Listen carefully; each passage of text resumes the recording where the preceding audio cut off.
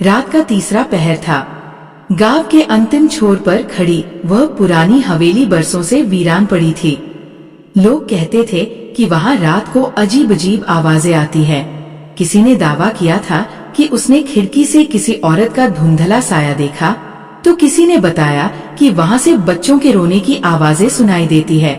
राज, एक युवा पत्रकार, इन कहानियों को सत्यापित करना चाहता था।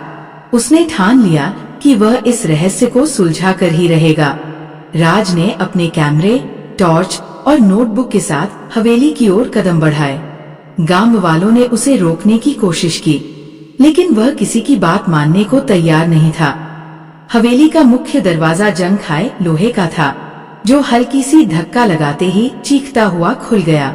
अंदर गहरा सन्नाटा और अंधेरा था। राज ने टॉर्च जलाई और अंदर कदम रखा। दीवारों पर पुराने जमाने के चित्र थे, जिनमें लोग किसी अजीब रस्म में लिप्त दिख रहे थे।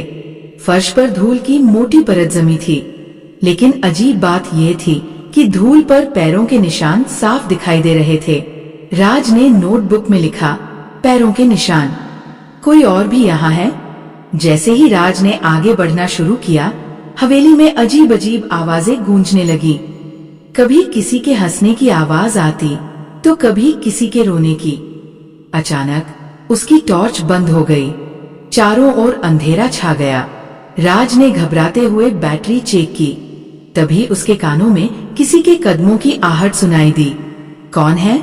उसने चिल्लाकर पूछा, लेकिन कोई जवाब नहीं आया। राज को हवेली के एक कमरे में एक पुरानी लकड़ी की अलमारी मिली। उसने अलमारी खोली तो उसमें एक जर्जर डायरी पड़ी थी। डायरी पर धूल की परत जमी हुई थी। उसने पन्ने पलटने शुरू किए। डायरी किसी विक्रम सिंह नामक व्यक्ति की थी, जो इस हवेली का मालिक था। यह हवेली एक श्राप है। जिस दिन से मैंने इस जगह को खरीदा, मेरी जिंदगी बर्बाद हो गई। मेरी पत्नी और बच्चा रहस्यमयी परिस्थितियों में मारे गए। यहाँ कुछ ऐसा है जो इस दुनिया का नहीं है। डायरी पढ़ते पढ़ते अचानक कमरे की खिड़की जोर से खुली और तेज हवा चलने लगी। टॉर्च फिर से जल गई और उसकी रोशनी सीधे कमरे के कोने में पड़ी। वहाँ एक काले साये के रूप में कोई खड़ा था।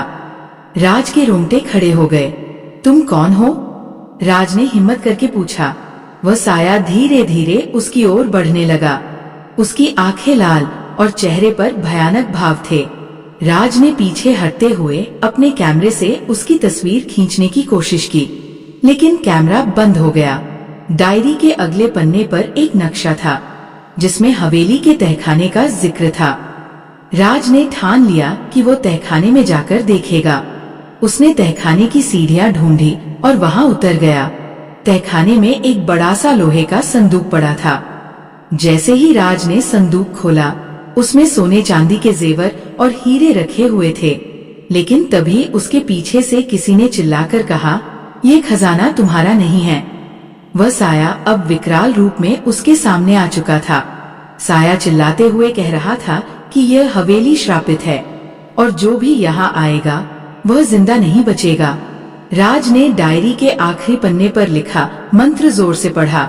उस मंत्र के उच्चारण के साथ ही हवेली में जोरदार आवाज हुई और वह साया गायब हो गया।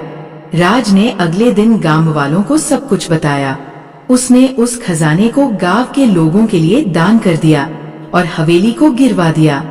कहते हैं उस दिन के बाद से वहां कोई अजीब घटना नहीं हुई, लेकिन राज की डायरी में हवेली की कहानी अब भी एक अनसुलझा रहस्य बनी हुई थी।